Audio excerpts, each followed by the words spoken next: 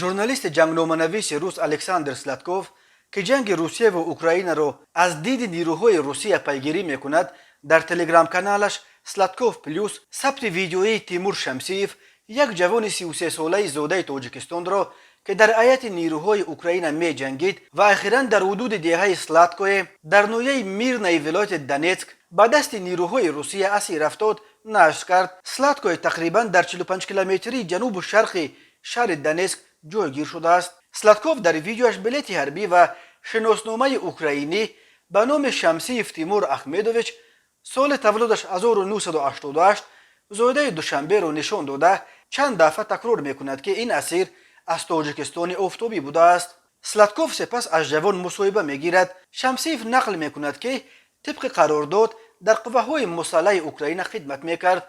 او همچنین گفت بعد اسیر افتادنش به وی امکان دادند که به مادرش زنگ زند و خبر دهد که او در اسارت ارتش روسیه قرار دارد. شمسیف که شهروندی اوکراین را دارد یکی از اولین زادگان تاجیکستان است که به اشتراک در جنگ ها از طرف نیروهای اوکراین عیبدار می شود. تا کنون درباره از طرف روسیه در اوکراین جنگیدن دهها زاده تاجیکستان که در صف ارتش روسیه خدمت میکردند خبرها به دست رسیده بود. از این شمار تا امروز درباره هلاکت حدود 10 زاده تاجیکستان در جنگ‌های اوکراین گزارش شده است.